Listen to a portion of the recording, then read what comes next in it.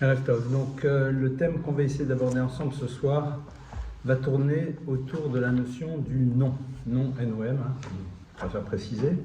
On va essayer de voir un petit peu c'est quoi ce concept à l'intérieur du texte et surtout essayer de voir pourquoi est-ce que c'est cette semaine qu'on va en parler. Alors le point de départ commence par le nom, N-O-M, donc tant que je ne préciserai pas le contraire, ça sera toujours N-O-M, comme ça au moins ça sera clair. Le nom du nouveau livre que l'on vient d'ouvrir, qui est le second, qui est traduit très imparfaitement par le terme de l'Exode, c'est pas du tout ça, c'est le livre de Shemot. Shemot, c'est les noms. Le texte, en effet, qui nous annonce l'histoire qui va préfigurer à la construction de l'histoire du peuple d'Israël, commence par les mots « Ve'ele Shemot bnei Israël habaim mitzrayma » et voici les noms des enfants d'Israël qui viennent en Égypte. Yaakov, Ish ubeto, lui et sa famille sont venus, et puis là on les cite. Reuven, Shimon, Lévi, Yehuda, on cite le nom de ces 12 tribus qui sont descendues en Égypte. Il y a une première question évidemment qui se pose, c'est pourquoi est-ce qu'on a besoin de nous le dire? Parce qu'on le sait déjà. En effet, dans le texte qui a conclu le livre de Bereshit, donc que l'on traduit en français par la Genèse, on a terminé avec justement les 12 enfants de Yaakov, les bénédictions qu'il leur a données. On sait qu'ils sont en Égypte, c'est pas qu'ils étaient à l'extérieur, et là on est en train de vous dire ils arrivent en Égypte, ils sont déjà en Égypte. Donc, a priori, on ne comprend absolument pas pourquoi on a besoin de nous raconter une histoire pareille. Et voici le nom des enfants de Yaakov, Yaakov et sa maison, Reuven, Shimon, bon, mais pourquoi tu as besoin de nous le dire? Alors, ça va être un cours un petit peu complexe, dans le sens où il y a énormément de choses, et donc, je ne sais pas si je vais réussir à tout dire et le dire comme il le faut, mais on va tenter ensemble cette réflexion-là. Alors, le texte, donc, nous parle des Shemot, nous parle des noms. Donc, il faut croire que tout ce qui va se jouer autour de la thématique de ce livre, qui est le livre de la galoute, de l'exil et de la Geoula et de la libération, va tourner autour de cette idée.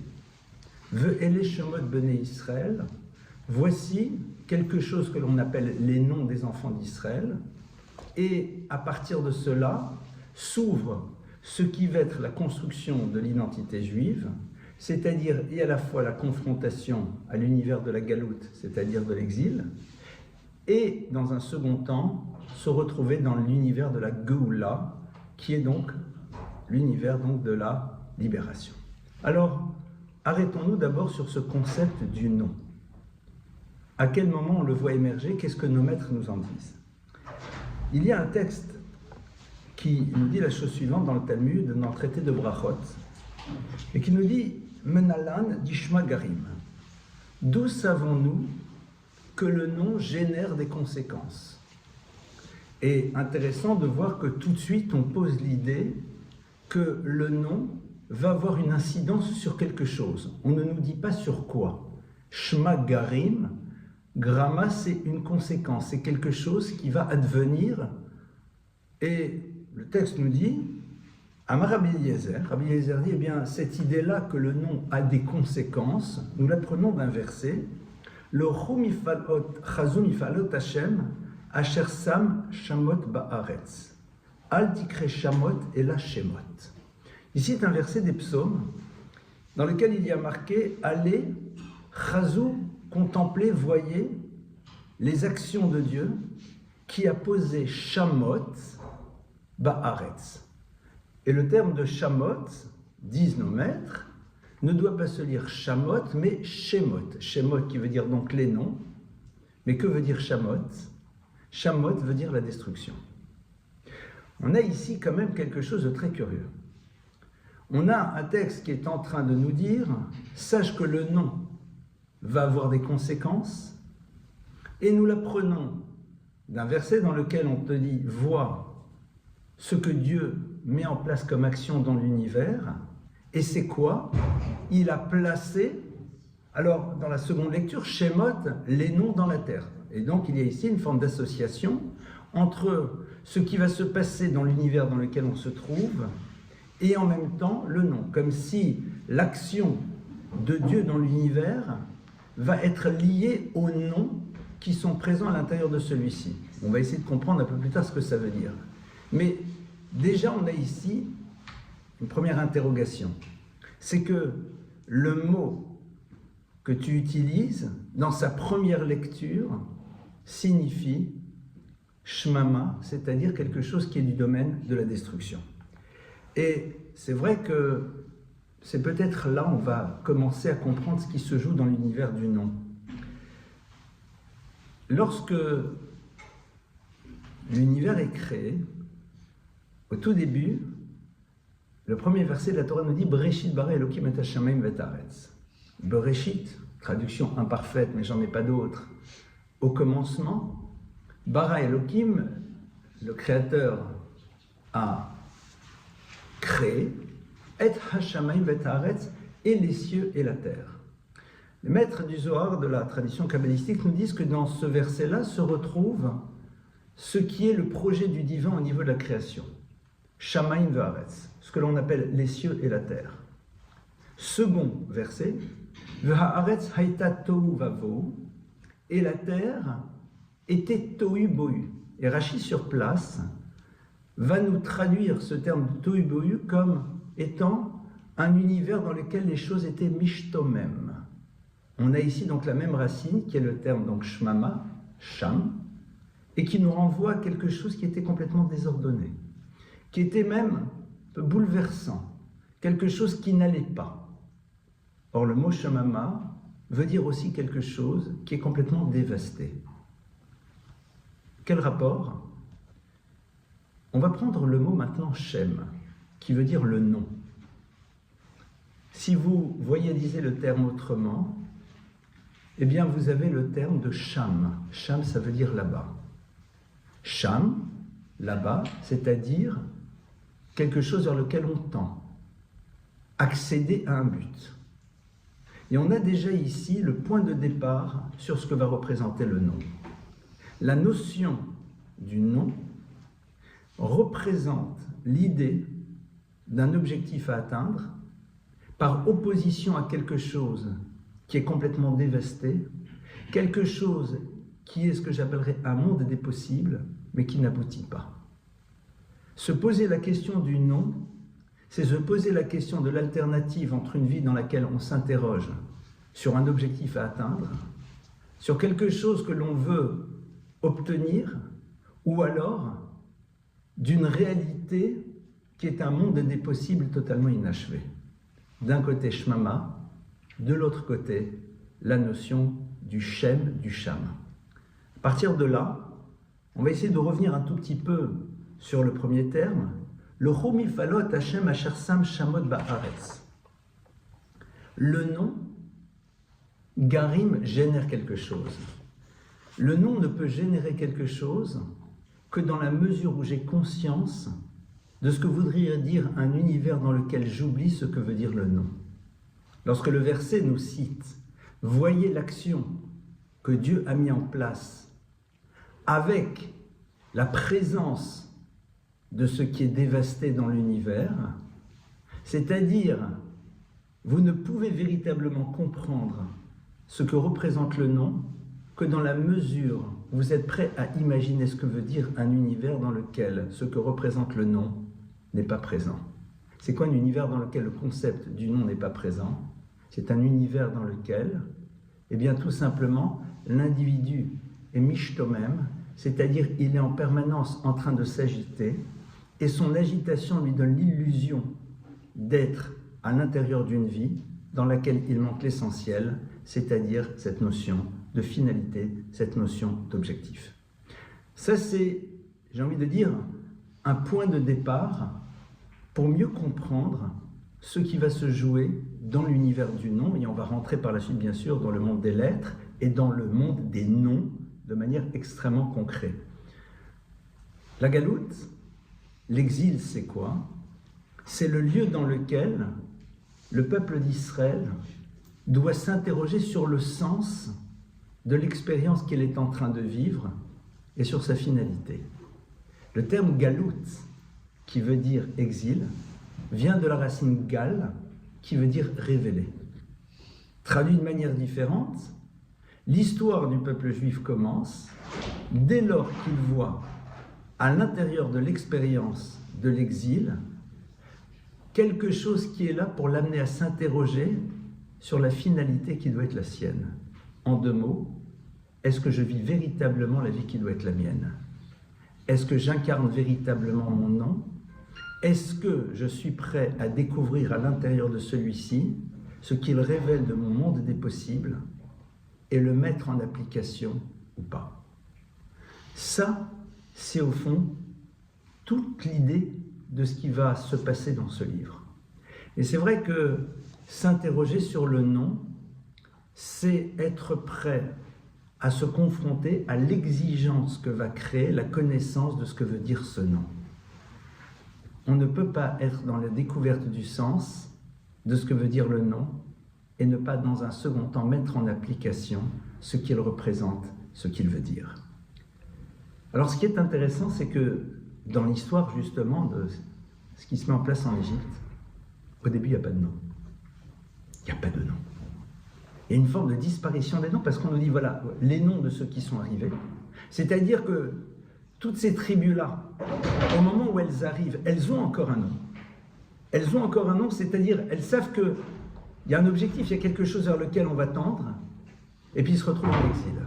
Ils se retrouvent dans une société qui est en train de les détruire complètement. Et le point de départ de ce qui va amener vers la Geoula, c'est-à-dire la libération, commence d'abord par l'apparition de personnages qui n'ont plus de nom. En deux mots, l'exil, être dans l'exil, c'est-à-dire ne pas habiter sa propre histoire, ne pas être là où on est censé être, c'est tout simplement la disparition du nom. Il y a l'exil du peuple d'Israël en Égypte, mais il y a ce que j'appellerais nos propres exils, c'est-à-dire lorsque je ne suis pas dans l'histoire qui doit être la mienne. Et ceux qui vont faire réémerger cette histoire, eh bien, au début, n'ont pas de nom, pour bien montrer que, eh bien, à ce moment-là, il y a quelque chose qui a disparu. Être en Égypte, c'est être dans un lieu, et l'Égypte est appelée Midbar Shmama, la terre, justement, Shmama, qui est complètement dévastée. Quelque chose qui est dévasté, c'est-à-dire, tout est là, mais on ne peut rien en faire.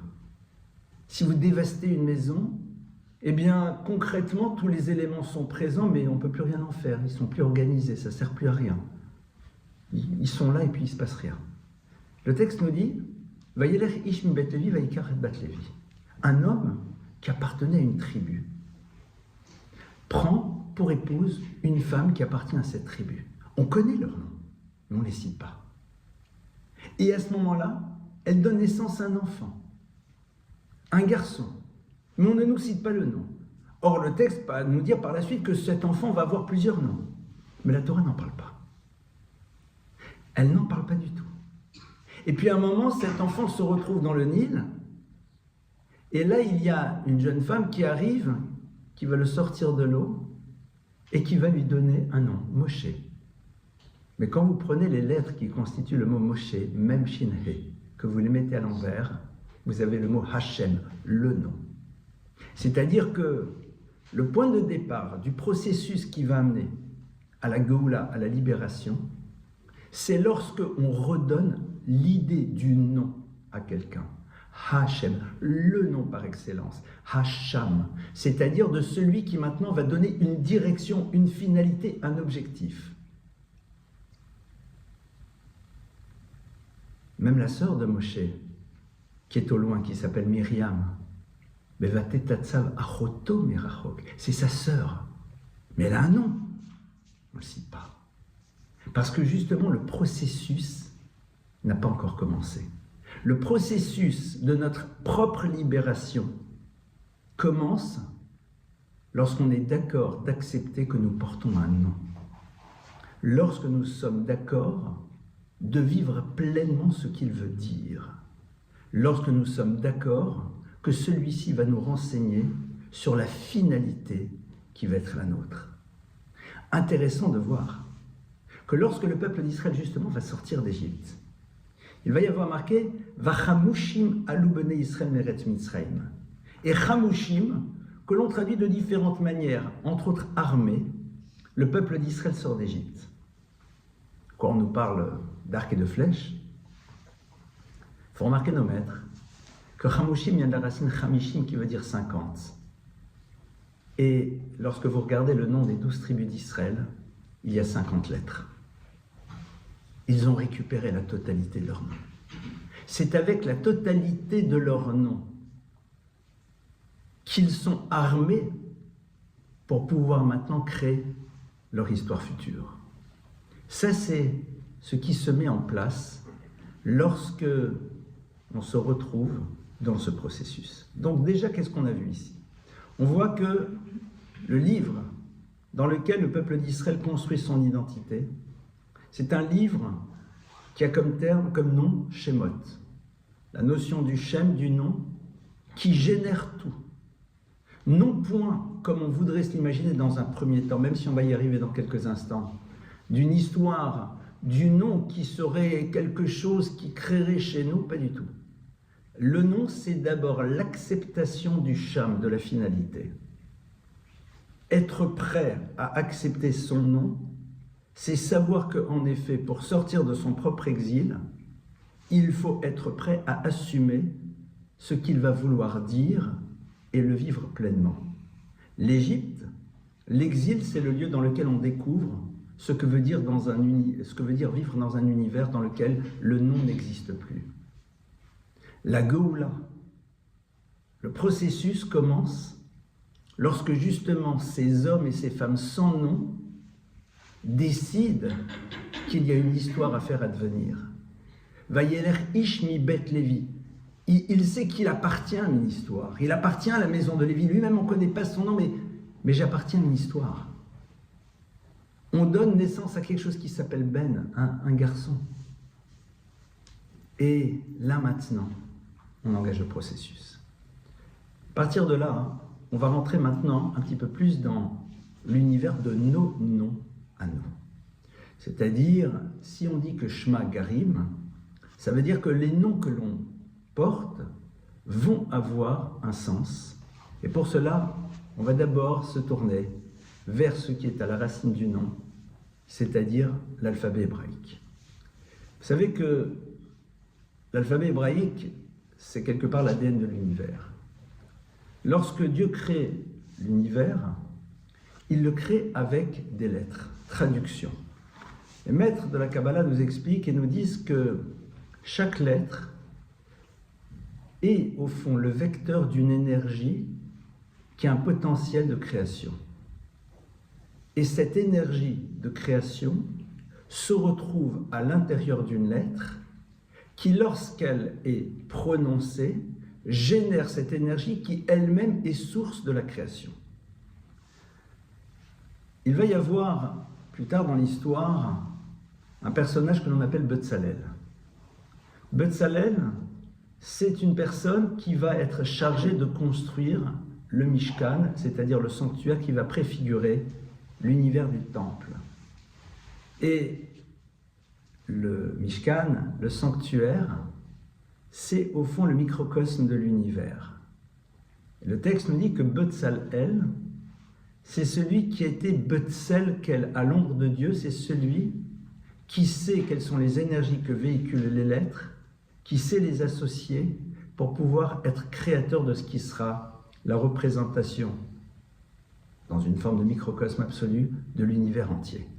Traduit de manière différente, les lettres possèdent une énergie et, de la manière dont elles sont prononcées, de la manière dont elles sont associées, elles créent des énergies multiples qui sont à l'origine de toute forme de création. Alors évidemment, dans la lettre, vous avez un certain nombre d'éléments qui sont présents.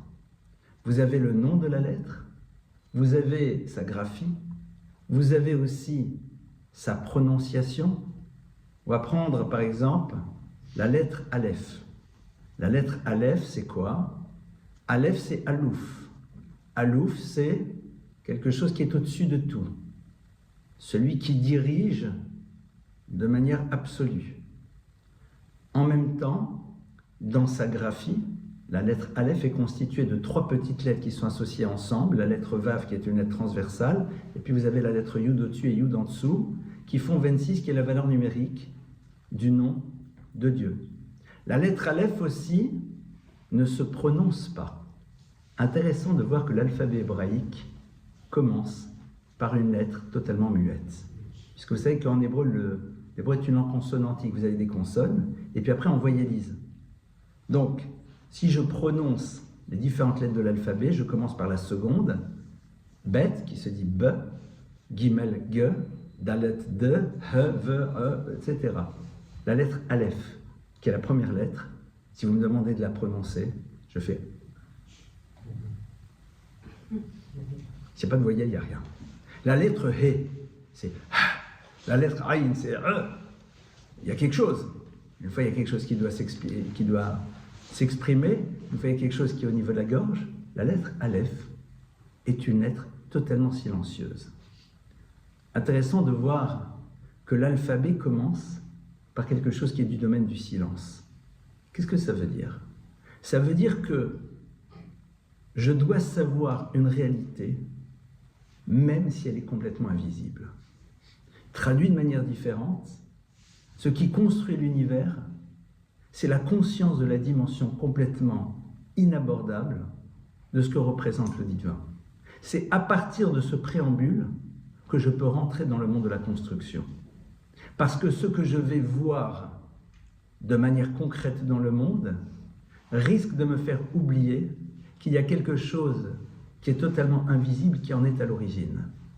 Comme les lettres sont l'ADN de l'univers, comme ce sont les éléments qui vont lui permettre d'exister, donc de lui donner une forme concrète et palpable, cette dimension concrète et palpable, je vais pouvoir l'analyser à travers les règles de la nature et ce que vous voulez, et peut-être à un moment oublier ce qui est du domaine de l'origine.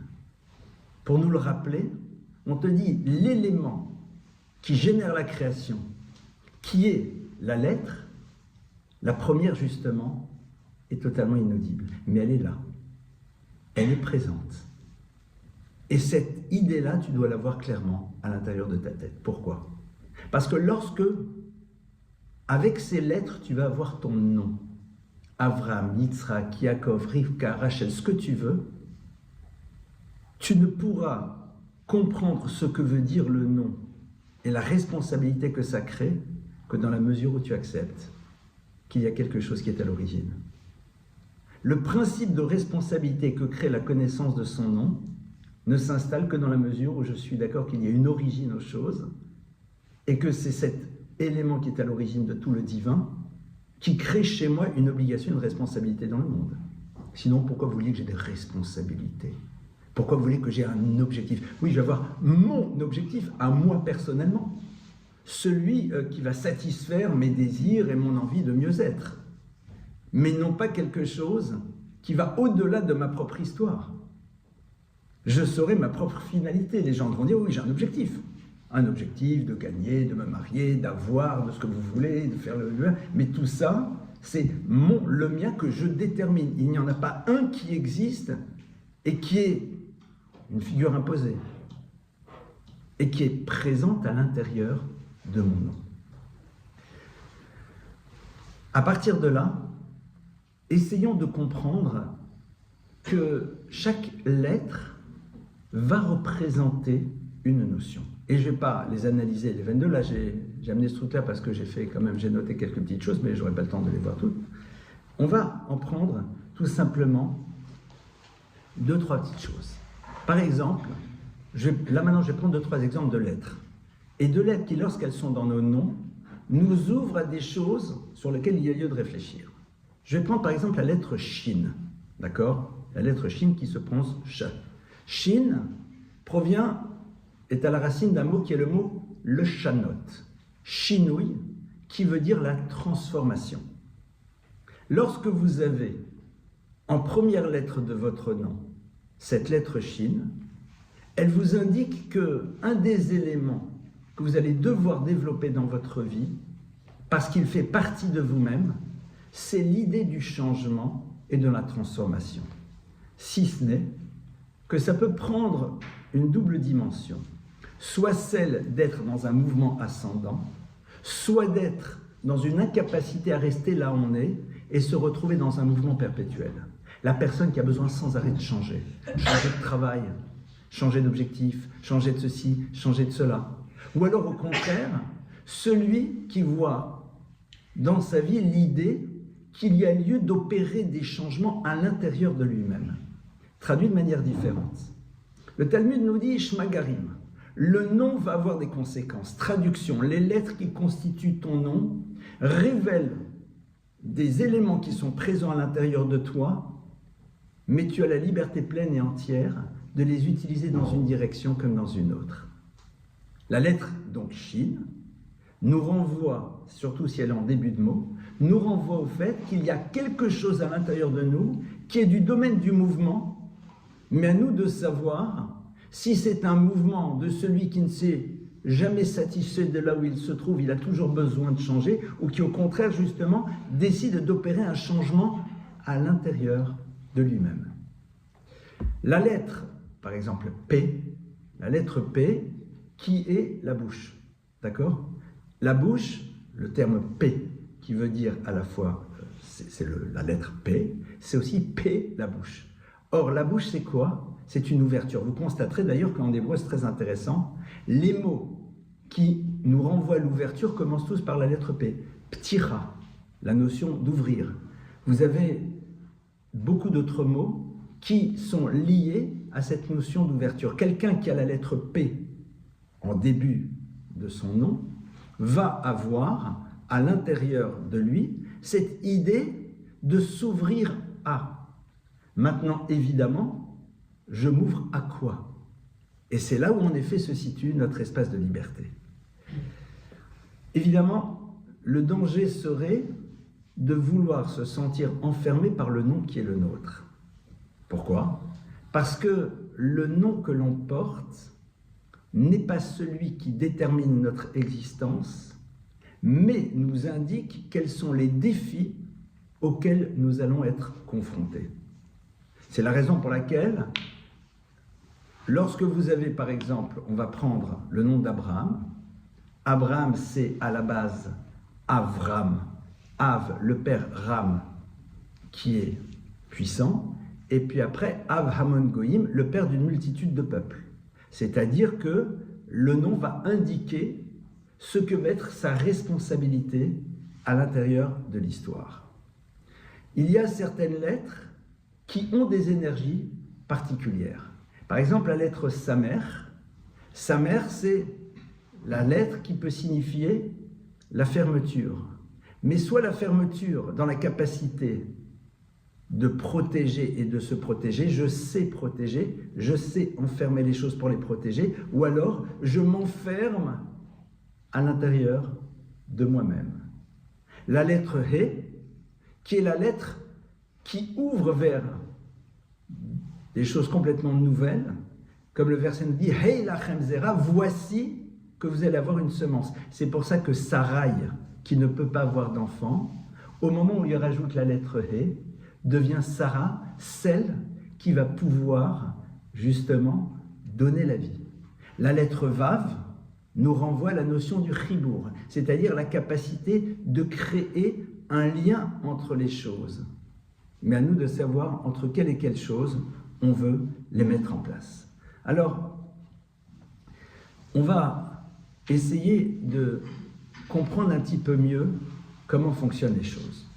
Tout d'abord, il est intéressant de voir que la partie essentielle de l'être, qui est ce qu'on appelle la neshama, son âme, eh bien, au cœur du mot neshama, vous avez de nouveau le nom Shem. La valeur numérique du mot Shem, c'est la même valeur numérique que le mot Sefer qui veut dire un livre. Or, c'est quoi un livre? Sefer, c'est la même racine que le mot lispor qui veut dire compter. Comme je compte 1, 2, 3 fois 1, 2, 3, 4, 5. C'est quoi au fond compter? Lorsque vous comptez les choses, vous êtes capable d'identifier donc un élément plus un autre élément plus un autre élément. Le livre de notre vie, c'est être capable de savoir identifier chacun des éléments qui la constituent et de se dire vers où cet élément-là m'a amené, vers où je vais aller avec cet élément-là. La finalité de l'histoire du peuple juif, elle se situe avec quoi? Avec un concept qui va se retrouver incarné et qui s'appelle le Mashiach. Alors vous allez constater que le terme Mashiach, eh bien, est constitué de 4 lettres, et avec ces 4 lettres, vous faites 2 mots, qui est le mot Shem Chai. Shem, un nom, Chai, vivant. C'est-à-dire que de manière ultime, ce qu'on nous demande, c'est de faire vivre le nom qui est à l'intérieur de nous, pour pouvoir, avec celui-ci, réaliser l'objectif qui est le nôtre.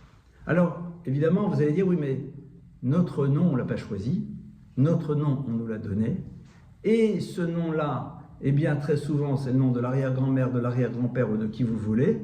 Donc, au fond, qu'est-ce qui se passe derrière? Comment ça fonctionne? On va ici rentrer dans quelque chose qui est un peu plus fin. Lorsque nous faisons partie d'une histoire, c'est pas pour rien qu'on en fait partie. Il y a en effet, dans chaque famille, un projet à mettre en place, et ce projet-là, eh bien, ceux qui font partie de cette famille, qui vont porter le nom d'une personne, sont là pour le réaliser. Mais vous allez dire, mais Tachles, c'est quoi? Parce que bon, c'est bien sympa ce qu'on est en train de dire, les lettres, tous ces trucs-là, c'est super, mais concrètement, c'est très simple. C'est être capable d'identifier, j'ai envie de dire, des particularités qui sont chez nous et d'accepter que c'est avec elles qu'on va devoir créer notre histoire. En 2 mots, voir dans nos difficultés ce qui peut être le même principe mais à l'opposé. Je reprends l'exemple du Samer. La lettre Samer qui nous renvoie à quelque chose de fermé. Je me sens enfermé dans mon histoire. Je sens que ça ne bouge pas. Je sens que ça ne va pas. Donc, je dois être capable d'utiliser ce concept, mais par rapport à quelque chose de positif. Se sentir enfermé, comme on l'a vu, c'est aussi être capable à un moment d'enfermer une chose pour la protéger.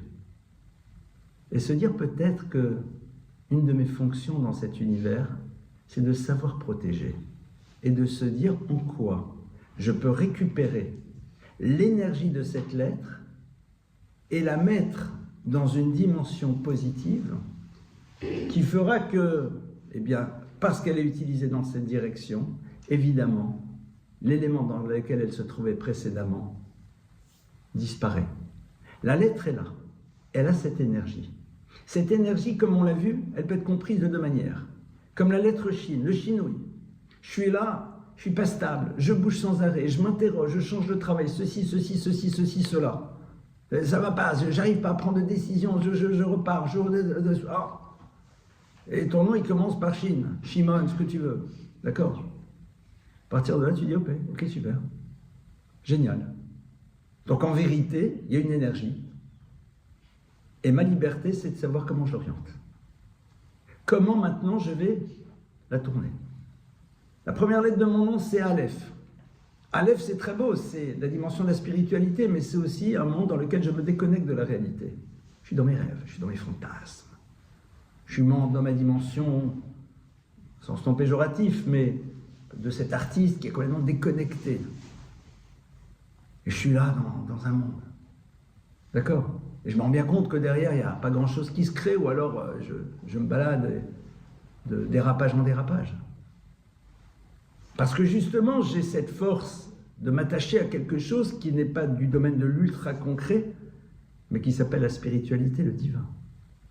À ce moment-là, je décide de voir quel est le pendant de cet élément dans une dimension positive. Vous savez, très souvent, malheureusement, on ne se pose pas cela. C'est-à-dire, on voit l'élément de difficulté, Et on se dit, il faut que je travaille dessus pour le faire disparaître. Tu ne pourras pas le faire disparaître, point barre. C'est ton nom. The end. Par contre, essaye de voir quel est le concept et de le traduire complètement à l'opposé. Je suis dans les nuages, je suis un artiste, je suis comme ça, je rêve, je suis là dans des machins. Donc, c'est-à-dire qu'en deux mots, tu es dans un monde un peu déconnecté. Un monde dans lequel tu n'es pas sans arrêt. Mais génial.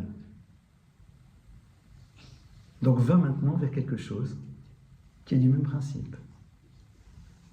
La lettre He, qui est la lettre de l'enfantement, qui est celle dans laquelle j'utilise les forces et les énergies qui sont à l'intérieur de moi pour pouvoir créer un futur.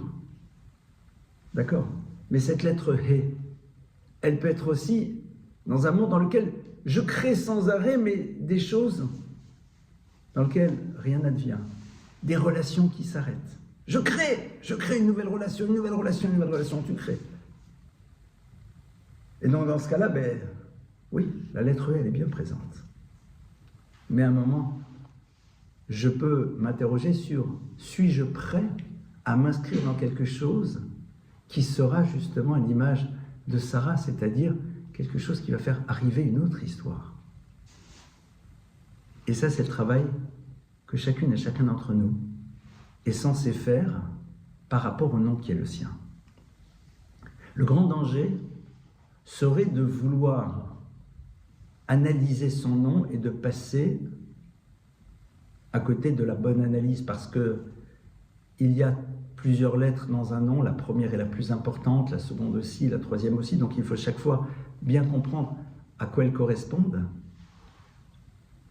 Néanmoins, lorsque quelqu'un se retrouve dans une situation dans laquelle il est complètement fermé, eh bien parfois il faut lui changer de nom. Pourquoi? Parce que ce nom, il n'a pas su à un moment s'en défaire. Il l'a enfermé et il n'a plus les énergies pour pouvoir s'extraire de ce en quoi ce nom l'a enfermé. Et dans ce cas-là, en lui donnant un autre nom, on l'ouvre à d'autres énergies qui peuvent créer d'autres perspectives.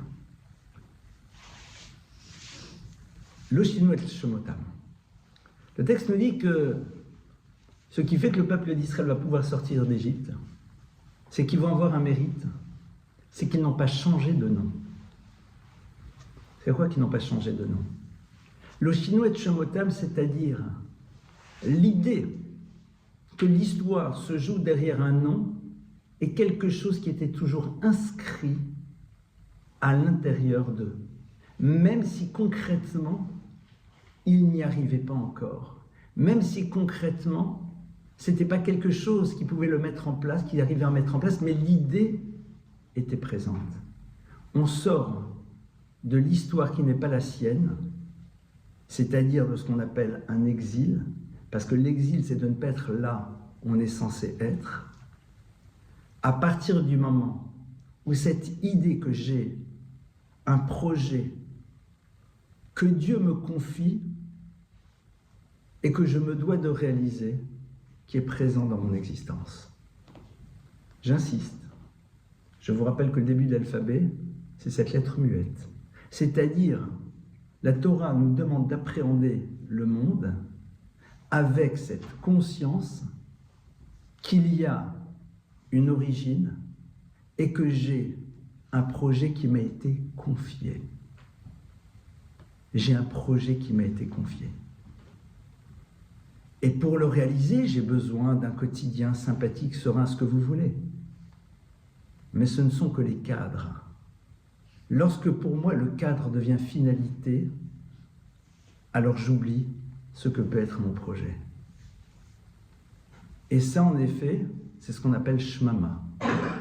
Shmama, c'est aussi la racine du mot mash, c'est-à-dire de quelqu'un qui s'écarte, qui s'éloigne de l'histoire qui aurait pu être la sienne, qui refuse de vivre ce qu'on lui a proposé, de mettre en place à l'intérieur de l'univers dans lequel il se trouve.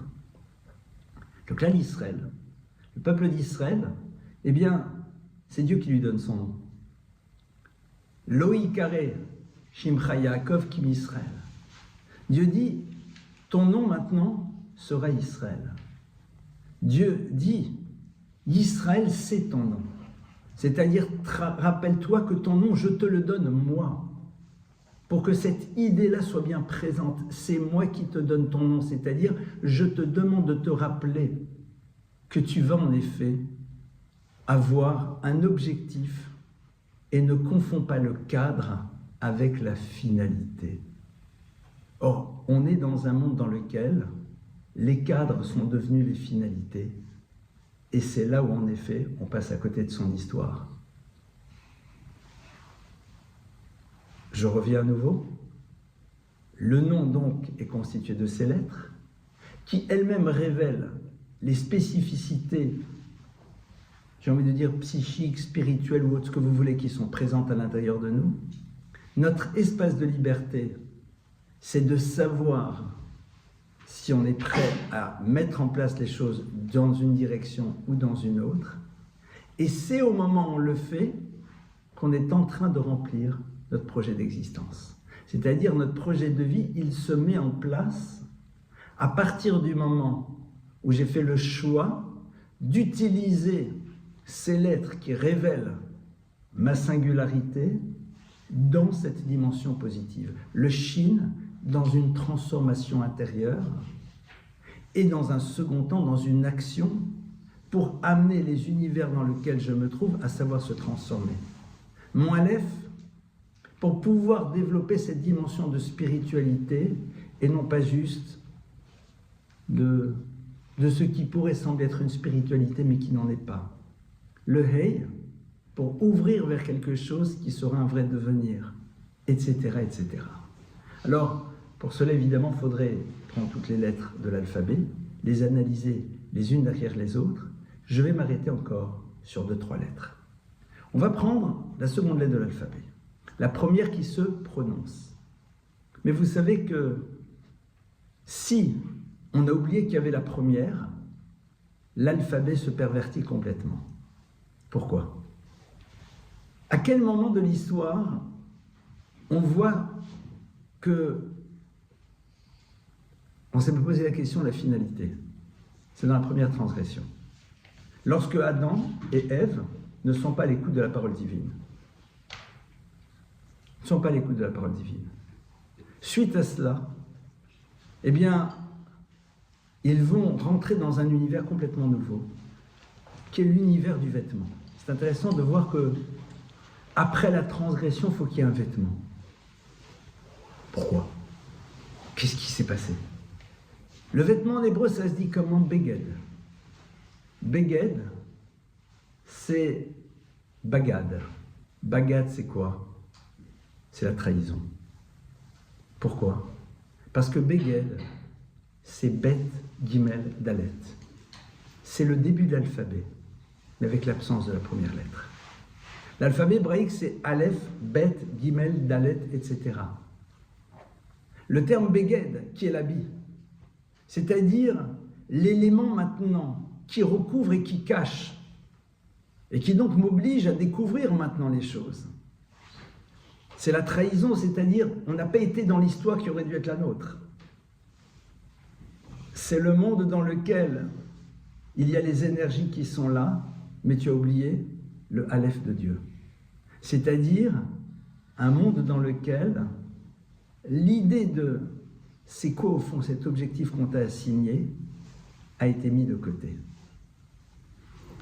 Je ferme cette parenthèse, et c'est passionnant de voir qu'au fond c'est là où ça se joue, et nous justement on doit se rappeler que l'alphabet c'est la lettre d'abord Aleph. Alors la seconde lettre c'est quoi? La seconde lettre c'est Bet. Bet c'est Bayit, c'est la maison. Mais une maison c'est quoi? C'est un lieu dans lequel on rentre ou un lieu dans lequel on construit. Un lieu qui est créateur de dynamique ou un lieu d'enfermement. Regardez la graphie de la lettre. La graphie de la lettre, c'est une barre verticale, horizontale et verticale, avec une ouverture vers l'avant. Une maison, c'est un lieu dans lequel on rentre parce qu'il y a quelque chose à faire advenir. Parce que si on est dans une maison, c'est qu'il va falloir à un moment créer quelque chose que nous avons construit à l'intérieur. On ne peut construire que dans la mesure où il y a quelque chose qui nous recouvre, qui est à l'arrière et qui est en dessous, c'est-à-dire que dans la mesure où un certain nombre de questions ne se posent pas parce que nous n'avons pas les réponses, mais nous construisons pour créer une histoire. Ce qui est au-dessus, ce qui est derrière, ce qui est en dessous, c'est-à-dire des choses qui t'échappent, ça ne sert à rien de t'interroger dessus, de toute façon tu n'auras pas la réponse. Si vous voulez comprendre Dieu dans son essence, ce n'est pas possible. Ça, c'est en effet la notion de baït. Mais le bête, ça peut être aussi le baït, dans le sens, le lieu dans lequel je reste, je ne sors pas. À moi de savoir si c'est un lieu de construction pour faire advenir quelque chose, ou un lieu dans lequel je m'enferme. Guimel, la troisième lettre.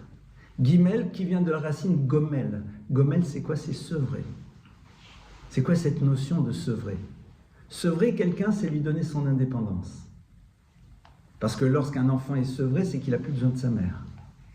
Mais l'indépendance, c'est soit la proposition que l'on me fait de la capacité à assumer mes responsabilités, ou c'est alors me mettre en distance par rapport au monde et au Créateur et ne m'occuper que de moi-même.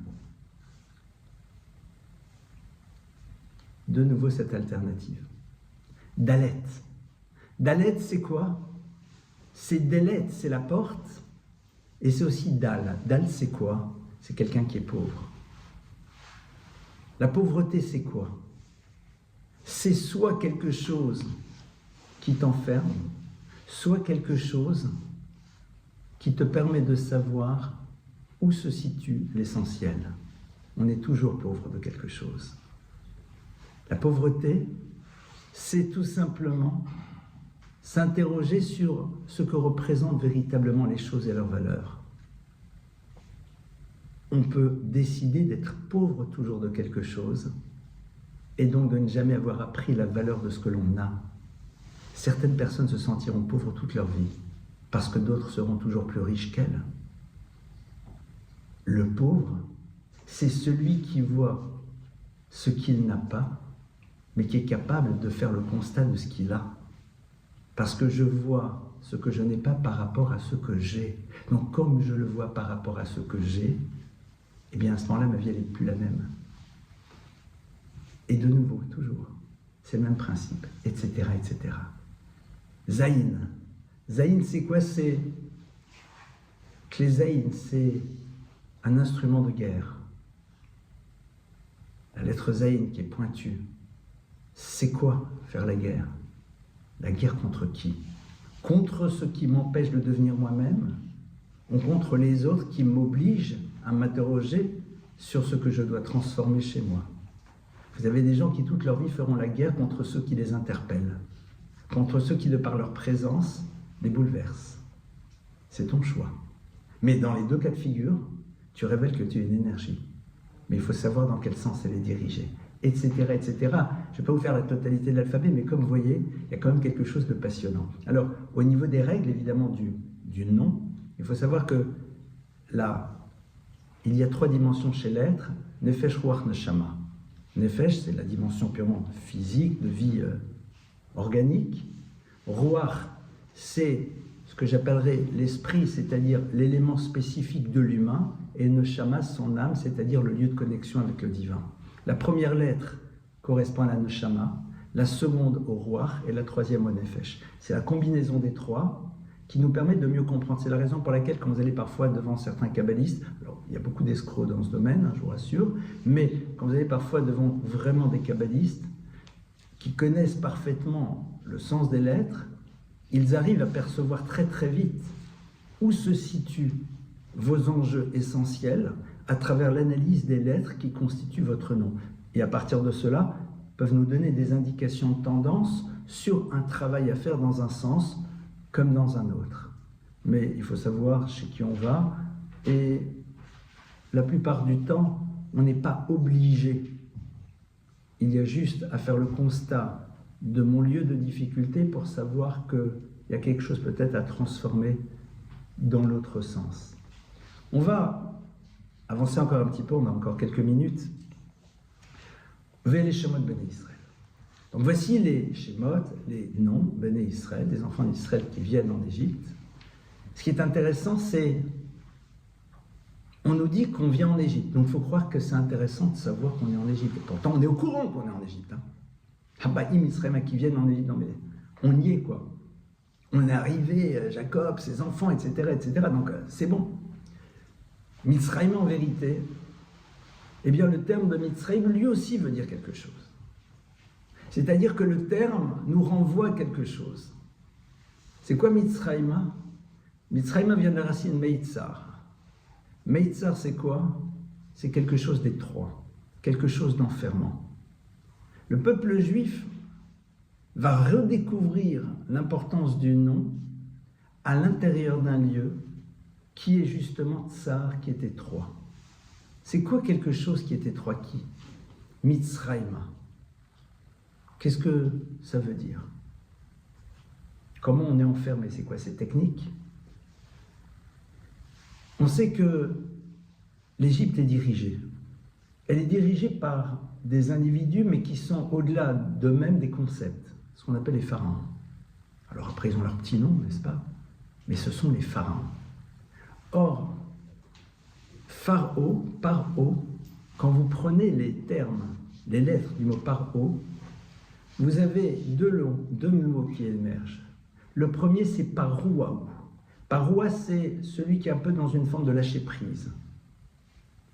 Et en même temps, vous avez les lettres de paro avec lesquelles vous faites un autre mot qui est le mot oref. P-resh aïn. Aïn resh p, c'est les mêmes lettres mais à l'envers. Et le mot oref, ça veut dire quoi? La nuque. La nuque. Oref, c'est la nuque. Ça veut dire quoi? Lorsque vous voyez quelqu'un de dos, à travers sa nuque, vous pouvez identifier que vous êtes face à un être humain. Mais si vous ne la connaissez pas, cette personne, vous êtes incapable de l'identifier. Vous savez que vous êtes face à quelqu'un qui s'appelle un être humain. Mais vous êtes incapable de savoir c'est qui. Israël commence son histoire dans un lieu dans lequel celui qui dirige symbolise l'idée de la non-singularité. Tu ne dois pas connaître ton nom. Oref, c'est la nuque. C'est-à-dire, oui, tu es un être humain, mais ton nom ne nous intéresse pas. C'est pour cela que le début du processus de la libération commence par des gens qui justement ont été profondément imprégnés et n'ont pas encore de nom. Mais ils savent qu'ils sont connectés à une histoire, ils s'appellent descendants de Lévi, donc il y a quelque chose qui est resté.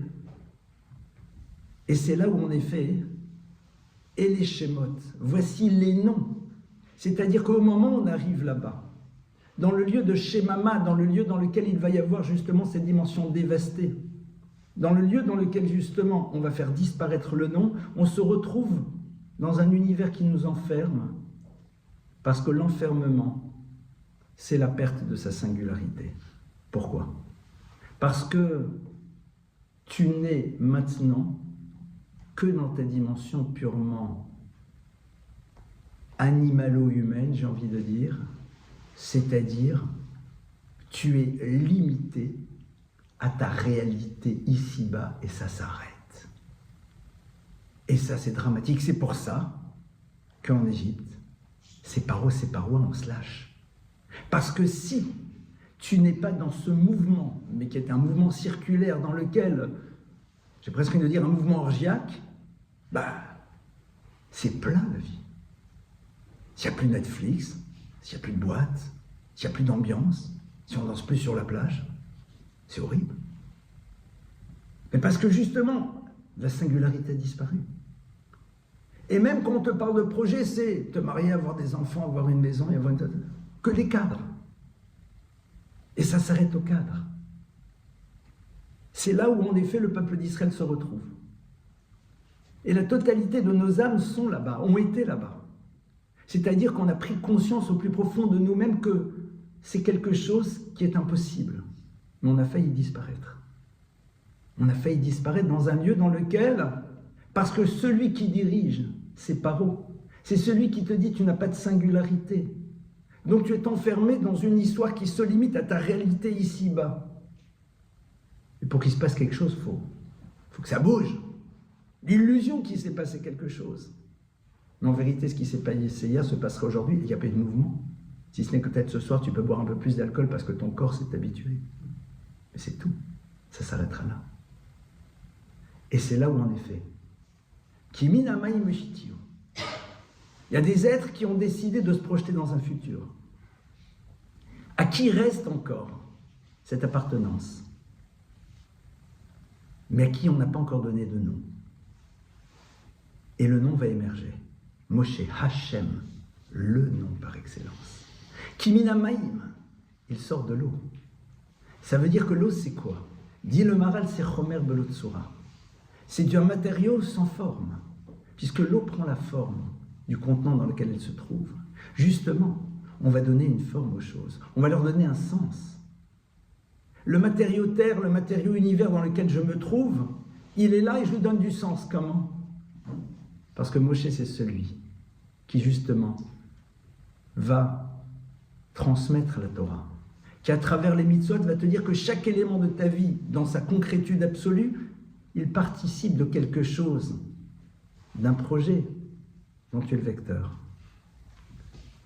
Et à partir de cela, évidemment, l'histoire avance, l'histoire se construit. Donc, à nous d'en avoir conscience, de savoir que justement on rentre dans ce livre dans lequel on est avec l'univers des noms, d'accepter que ce nom véhicule quelque chose qui nous a été confié, de découvrir que les lettres, eh bien c'est un espace de liberté parce que le Samer peut être la lettre de l'enfermement, mais peut être celle qui m'invite à savoir comment je vais protéger les univers dans lesquels je me trouve. On l'a vu avec différentes lettres. Voilà quelques éléments de réflexion que je vais partager avec vous ce soir. Et maintenant, à vous les questions. À vous les questions.